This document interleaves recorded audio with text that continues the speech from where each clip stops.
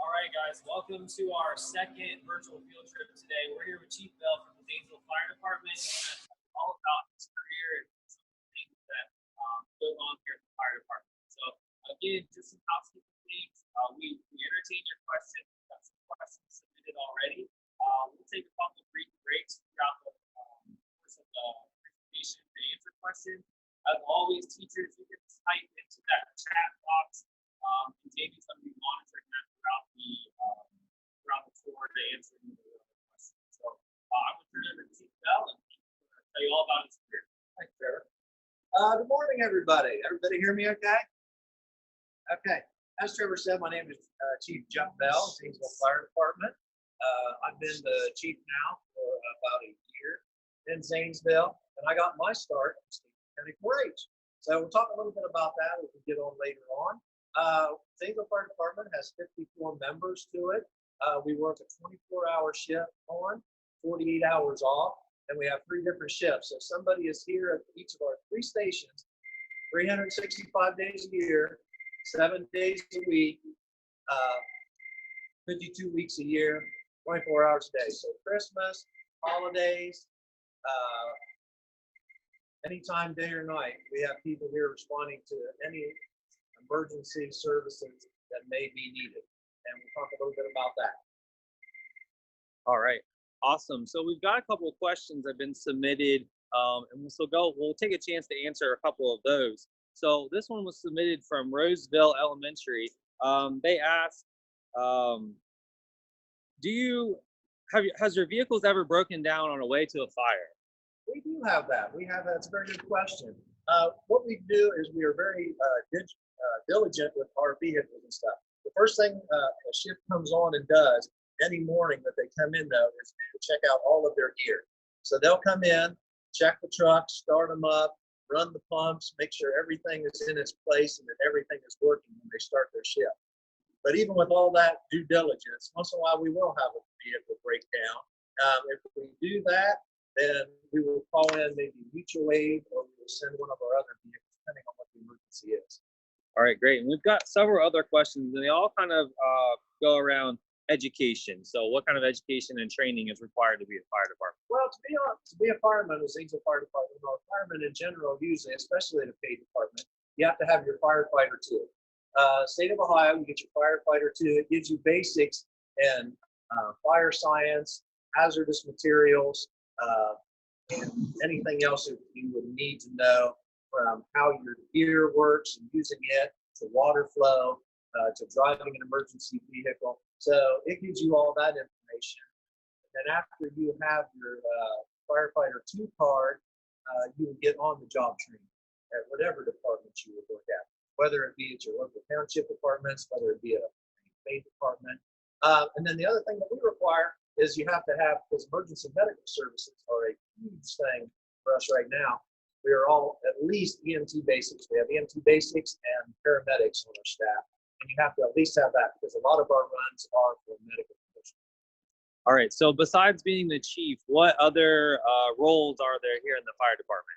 Well, everybody that comes in is a basic fireman. So we all have our firefighter 2. We all have our EMT basic at least. But other than that, everybody kind of picks up different interests that they have. We have people that are interested in being investigators, finding out how a fire started, looking into arson and stuff like that. We have people that are interested in instructing. We have to keep continuing education hours to keep our cards so we can continue to do our job. So we're constantly doing online training, and we're doing training here at the station. And we have to have instructors to run those trainings. Hazardous materials are a big thing. If we would have a tanker out on the interstate, spill some hazardous material or something, all of our guys have to be knowledgeable in hazardous materials. So that is something. We're going to show you guys out here in a little bit our ladder truck setup, high angle rescue, and that'll be our demonstration there. We can do confined space rescue. Anytime an emergency comes in and they don't know what to do, we call the fire department. So we kind of have to be a Swiss Army knife, if you say, and know a little bit of everything. So there's many opportunities to do those things. Inspections are a big part of our job. We make sure we come into your schools and make sure that they are safe. The fire extinguishers are up to date. Make sure that you're abiding by all the fire codes. We'll come into preschools and teach things like stop, drop, and roll. We'll go to businesses and stuff and teach them fire extinguisher trainings and such. So there's many different facets to being a fireman. All right, great. Teachers, if you have any students with questions, if you want to unmute and we can answer those questions.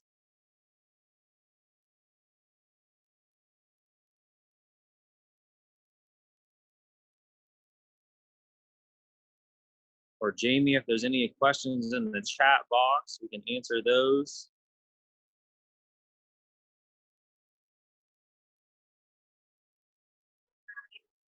Nothing in the chat box? Okay. All right. Well, then we're going to actually mute our camera and our video.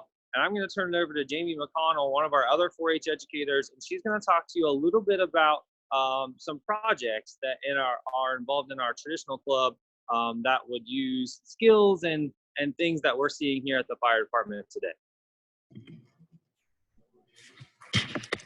Okay, so as Trevor said, my name is Jamie McConnell. I am the other 4-H educator in Muskingum County. So I work primarily with our community club program, which is where kids can join a club close to where they live and they can take projects in areas that they're interested in.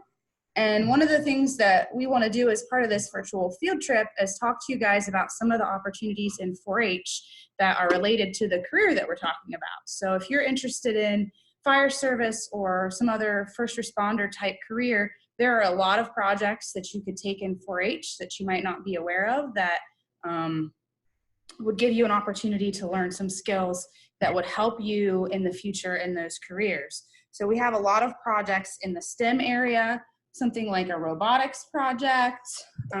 Chief Bell actually specifically mentioned this Not Just Knots project because what they're going to demonstrate for you guys here shortly with some of their rescue techniques, they need to know how to tie different knots. So he said that that project was very relevant.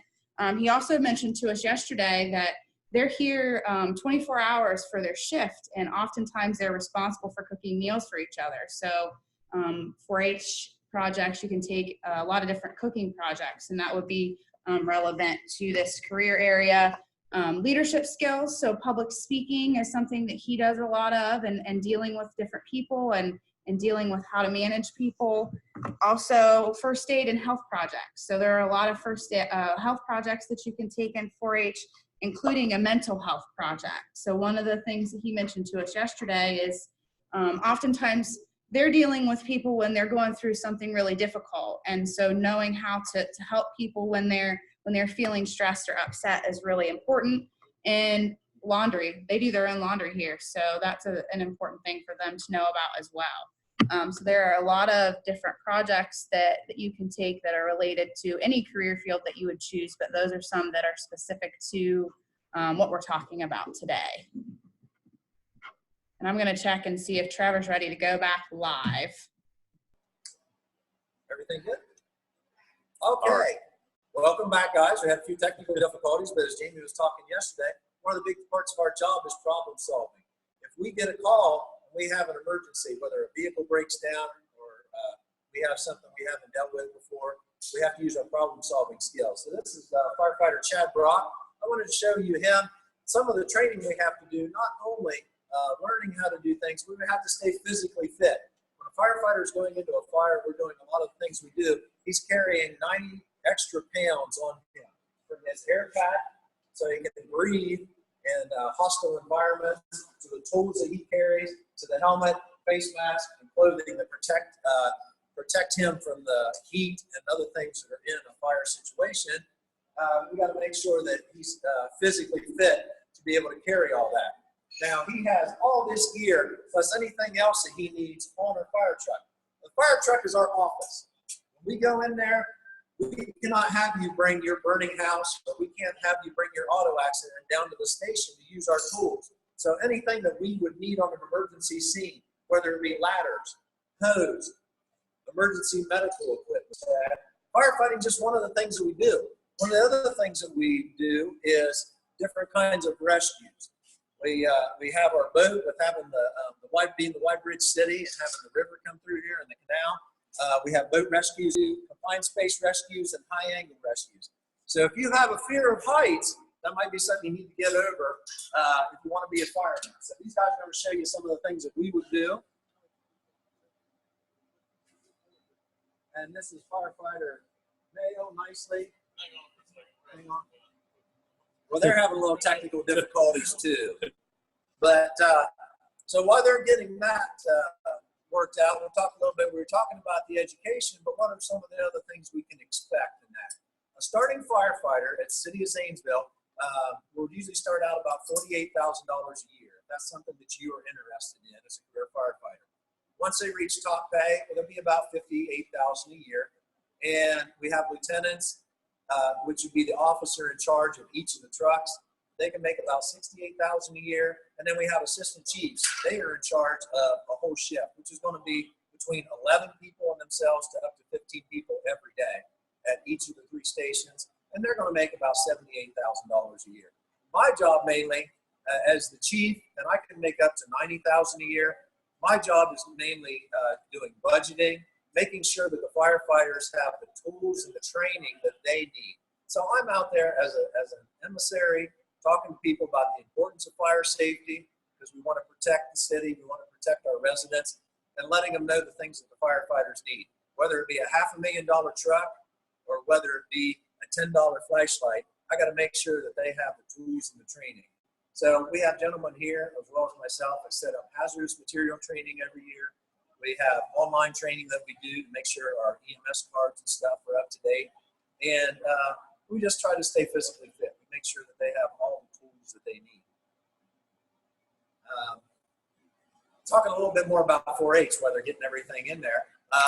I've been a lifelong resident of Muskingum County, and I did get my start in Muskingum County 4-H. And a lot of the things that I learned here in 4-H have directly benefited me here. When I got hired on here, I had to do an interview, and 4-H got me prepared, because when you interview for ambassadorships, when you interview for Washington Focus, when you interview for all those opportunities, you have to talk about yourself. So when you go out there, whether you want to be a fireman or you want any other job, practice those interview skills. And public speaking is a big part of that.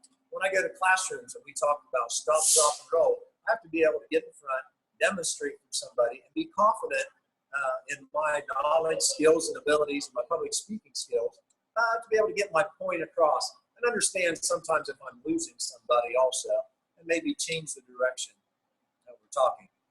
I myself, along with being a camp counselor, getting involved in junior leaders, which was a big benefit to me, I had loved livestock projects. And when you talk about dealing with adversity or things like that, when you have that project where that I took hogs and beef cattle, that maybe that steer didn't turn out exactly how I wanted them to, not taking that as a defeat and coming back next year and taking those lessons that I learned to have a better year next year. So 4-H was very important in those things. It looks like we're about ready. I'm going to look outside and check with the guys. Are we good, Dakota? Well, we got him up in the air, but what he's going to be demonstrating to you, we have our tip of our ladder set up. The tip is probably about 85 feet high. This will be a high-angle rescue that we would have to do. So you not only need your emergency medical skills, because you have a victim that maybe fell down in a gorge or something and we have to get them out, but you also have to know your ropes and knots to make sure that not only you are secure, but the victim also. He's going to be using a sked basket that we use for that, and he's going to work on his rappelling and stuff. See if they're ready.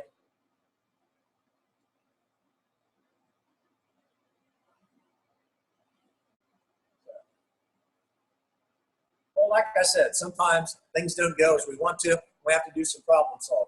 This might be a good time to ask Jamie, are there any questions in the chat box or any teachers that have any questions? We do not have any in the chat box, Trevor. If you have a question, feel free to unmute and ask us those questions, and we'll try to get those answered for you.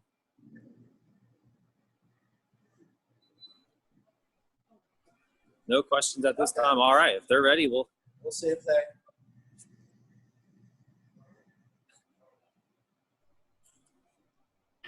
Are we ready?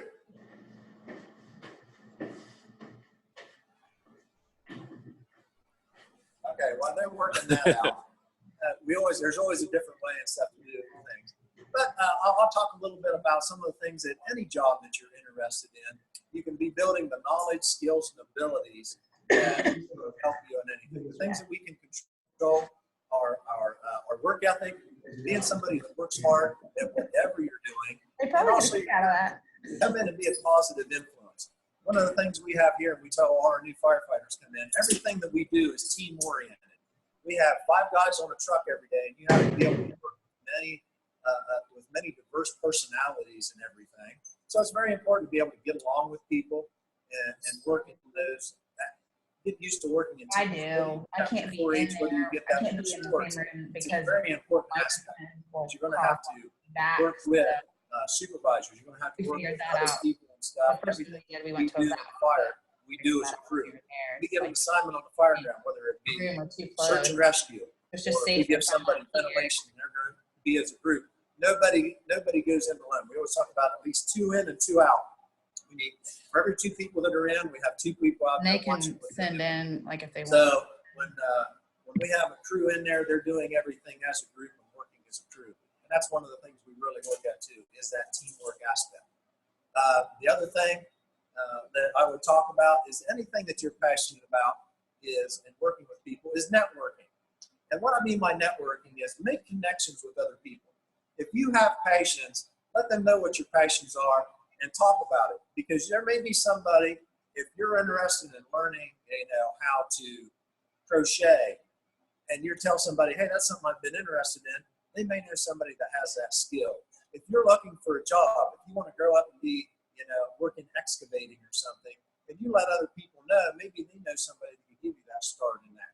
Or they may know somebody that can get you in contact with a township fire department and start out as one of their junior firefighters, or you could start out at any of the volunteer departments, just volunteering and getting around there and find out if it's something that you are interested in.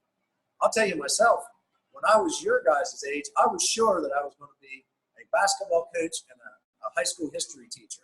I didn't know anybody that was a firefighter. When I entered the Marine Corps decided we needed aircraft firefighters and put me in that, and I found a vocation I love. So the other thing I would tell you is go out there and try different things, because you do not know until you've tried something whether there's something that would spark a passion in you. And I've been with Zanesville now. I was in the Marine Corps as a firefighter for 4 years, and I've been with Zanesville now. Next spring will be my 18th year, and I think it's the best job in the world. I love coming to work every day. I love working with with the personnel I get to work with every day. And one of the things that we share, one of the things we talk about with in 4-H, when you do the 4-H pledge, is for my club, my community, my country, and my world. And all of these guys are giving back to their community. All of us like helping people. In emergency services, when we go out that door, when the tones go off, and you see that truck going somewhere with the lights and sirens on, somebody's having a bad day. It might be an auto accident. It might be somebody fell off of a ladder. It might be somebody's house burning. It might be somebody's grandfather or something had a heart attack. They're having a bad day. And these group of guys are going out there to make it better. That's what we do. We go out the door and we're going to make your bad day better. So as they're getting things together, I don't know if we're going to be able to do the high angle demonstration today. Oh, we're good? Okay, so we'll turn there. We still have some time. And this is firefighter Dakota Nicely and Randall Weingartner. They're going to be on the tip here. What they're demonstrating here is, if, like I said, if we had somebody down in a gorge, we have to worry about that person's safety, but also the safety of the firefighters. So Dakota, he is a paramedic, so he has a lot of very useful emergency medical skills. We would send him down with the patient, and we have a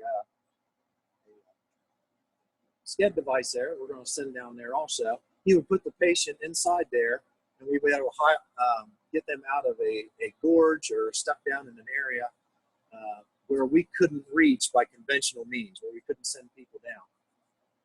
So he's going to get hooked up here. You can see he's tying off his knots, making sure everything's safe. Randall is going to work as his tender. So what he's doing is he is the person that is on the ground that is tending his line, making sure if we get high winds or something that he's not swinging too much, and helping him kind of control the basket, helping him control the rope. So we're going to see him go vertical. When he gets up vertical, the ladder that we're using right now, we can reach 105 feet into the air. They're going to set up not fully extended. The tip of the ladder will probably be about 85 feet up, and Dakota will be working just below that height. So everything he's wearing right now, from his gloves to his helmet and head protection to all of his rope and his harnesses and stuff, to make sure that he can safely do his job.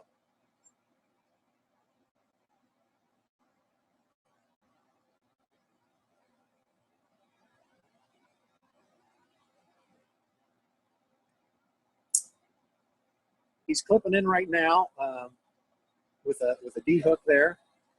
He's got it set up.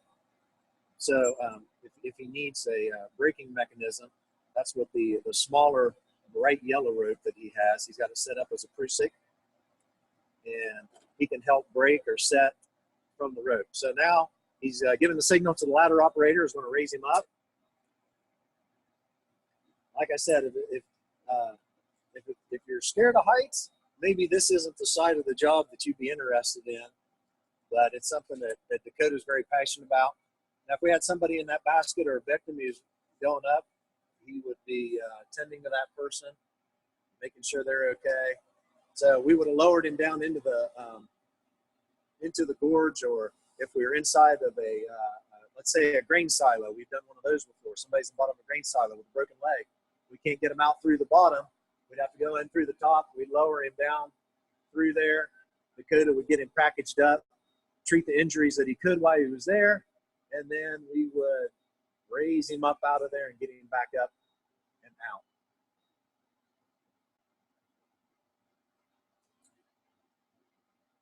So the other thing that's important in anything that we do and stuff is communication.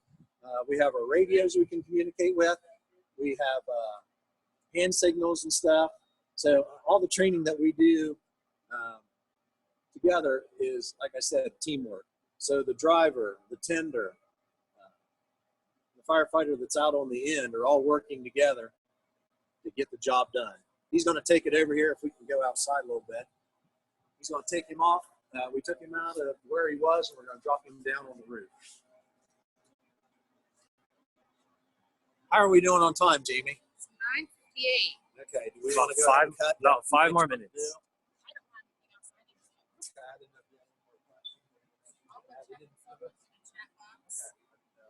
All right, so we are gonna wrap up here in a couple of minutes. If you have any last minute questions, feel free to unmute or type those in the chat box. Jamie's gonna monitor those. We're outside, so hopefully I can hear you if you're talking to us on here, but let's see there.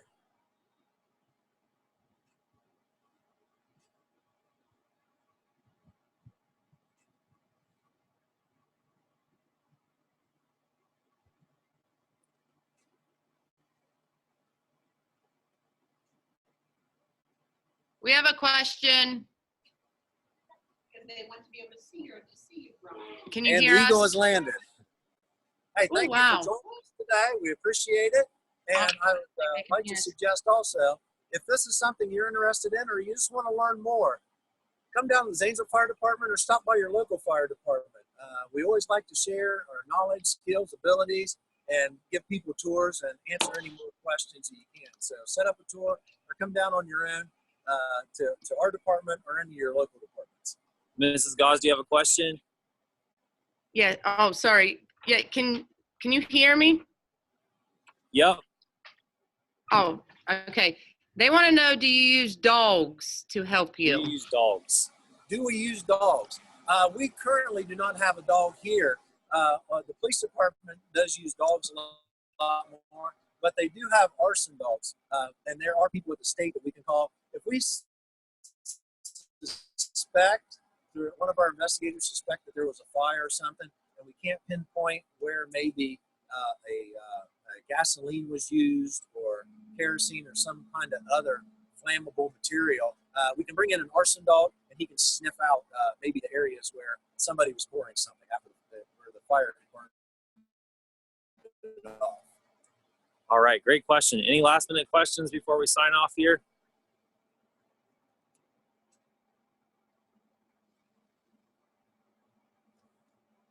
All right, well, thank you for joining us. We'll be back in January with our next location, and we hope to see you then.